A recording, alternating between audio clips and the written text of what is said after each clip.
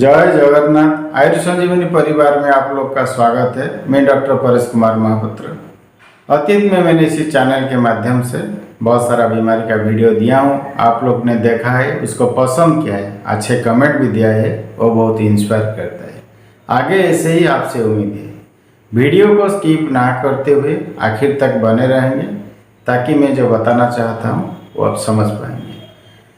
आज का जो चर्चा का विषय है हाइपरटेंशन, उच्च रक्तचाप। इसका सेकंड पार्ट। पहले पार्ट में मैंने आपको बताया था ये हाइपरटेंशन क्या होता है, इसकी कॉजेस क्या होता है।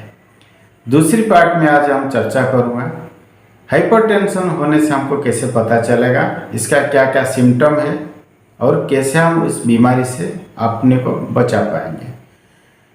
पहले इसका कोई इतना प्रॉब्लम तो नहीं होता, पहले लोग को मालूम नहीं पड़ता, लेकिन जो सिम्टम आता है उसमें पहला एक सिम्टम आता है हेडेक होता है, माथा दुखता है और डिजीनेस आता है, हेड रीलिंग होता है, काम दाम में मन नहीं लगता, बहुत दिक्कत होता है, ब्लरिंग विजन रहता है, आँखों के सामने धुंधलापन रहता है, आँख को सही ढंग से दिखाई नहीं देता।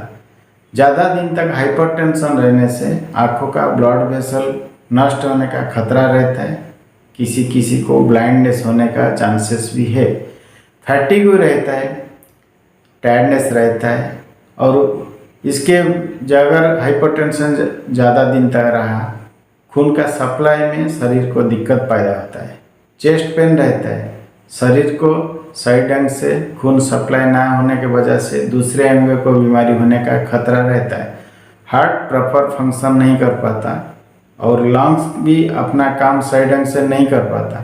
इसकी वजह से शरीर को ब्लड सप्लाई में दिक्कत होता है, बॉडी को ऑक्सीजन जनरेट होने में भी दिक्कत पैदा होता है।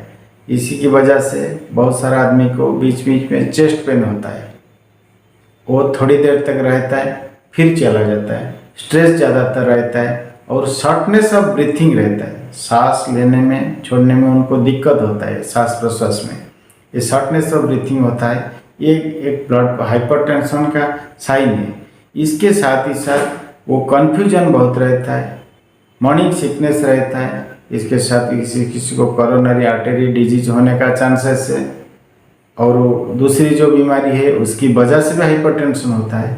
और किसी किसी को कंप्लेन आता है इसमें यूरिन में खून आता है, दूसरे कारण की वजह से भी यूरिन में खून आता है, जैसे आपका किडनी स्टोन है, किडनी में घाव है या यूटीआई है, इन्फेक्शन है, इसकी वजह से भी हो सकता है। इसको डॉक्टर जांच करने के बाद पता चलेगा। इसके साथ साथ अगर आपको नींद नहीं होना, बहुत सारे लोग को नींद नहीं होता, स्लीपलेस नहीं रहता है, स्लीप अपनिया रहता है, ये भी एक हाइपरटेंशन का कॉजेस है। इसके साथ ही साथ अनईजी फील होता है, बहुत बॉडी में किसी किसी का स्वेटिंग रहता है, पाल्पिटेशन होता है, यहाँ भी स्वेटिंग हो जाता है कुछ देर के लिए, वो एक हाइपरटेंशन होने का लक्षण है। और उसको हम बचने के लिए क्या कर पाएंगे, उस पर क्या करने से हमको इसमें बच पाएंगे। पहले जो फास्ट अगर हम ये सिम्टम देखेंगे तो हमको डॉक्टर की सलाह जरूरी है। बहुत सारे लोग को कुछ दिन तक दवाई लेने से वो सही हो जाता है, लेकिन कुछ लोग का ज़्यादा दिन तक दवा लेना पड़ता है, वो आपको डॉक्टर अपनी जांच करके आपको बताएंगे। अगर मेडिसिन के हिसाब से हम देखेंगे, आयुर्वेद की मेडिसिन में बहुत सारा दवा है। सबसे बड़ी बात है आयुर्वेद में इसका कोई साइड इफेक्ट नहीं है। तो इसमें आप ब्राह्मी बटी 2-2 गोली ले सकते हैं, सर्पगंधा टैबलेट दिन में 2-2 गोली ले सकते हैं खाली पेट में, शंखपुष्पी चूर्ण 1-1 चम्मच दिन में ले सकते हैं, ब्राह्मी चूर्ण 1-1 चम्मच दिन में 2 बार ले सकते हैं, मुक्ता बटी 1 से 1.5 गोली दिन में 2 बार खाली पेट में। ज़्यादा ब्लड प्रेशर ज़्यादा रहा तो आप बीपी ग्रेट ले सकते हैं खाने के बाद। अगर किसी कार्डियक की प्रॉब्लम की वजह से हो रहा है तो आप इसके लिए अर्जुन छाल है, पाचन ले सकते हैं, हृदयामुक्त टैबलेट ले सकते हैं 1-1 गोली दिन में 2 बार, अर्जुना रिस्ट ले सकते हैं। अगर आपका कोलेस्ट्रॉल की वजह से बीपी बढ़ रहा है तो आप लौकी जूस ले सकते हैं 30 ml तक दिन में 2 बार खाली पेट। लौकी का टैबलेट है 2-2 गोली दिन में खाने के बाद ले सकते हैं। लिपिस्टार्ट है, 2 गोली दिन में 2 बार ले सकते हैं।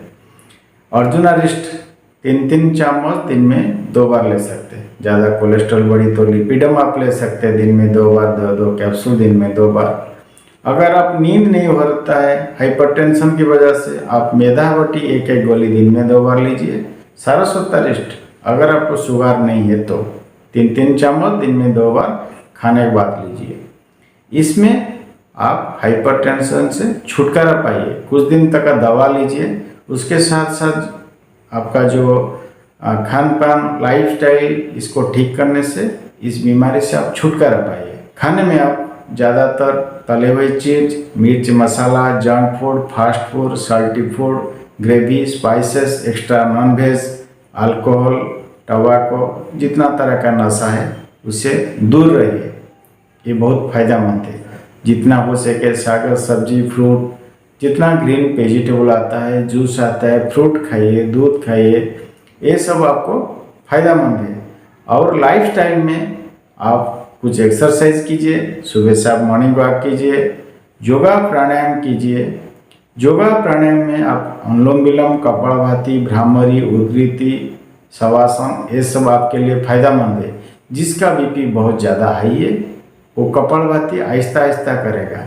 योगा प्राणायाम करने के लिए आप 1-2 बार योगा टीचर के साथ बैठ के कीजिए ताकि आपको सही प्रोसेस वो बता पाएंगे। तो इस हाइपरटेंशन बीमारी से घबराना नहीं, इसमें हम छुटकारा पा सकते, अपनी ज़िंदगी को बचा सकते। सारा ज़िंदगी दवा खाने की कोई ज़रूरत नहीं अगर आप आयुर्वेद सेवन करेंगे। अगर इसमें जो बताया जो सिम्टम है, इसमें अगर आपको कोई है, डॉक्टर से मिलिए, उनकी सलाह से अपना इलाज कीजिए। आप खुद इसमें बचिए और दूसरों को इसमें बचाइए। हाइपरटेंशन के अवेयरनेस के लिए वर्ल्ड हेल्थ ऑर्गेनाइजेशन ने मई 17 को हाइपरटेंशन डे मनाता है। इस दिन जागरूकता के लिए डे बना है, इसलिए एक अवेयरनेस कैंपेन भी होता है। इस बीमारी से कैसे मानव समाज को हम बचा पाएंगे, यही उसका मूल लक्ष्य है।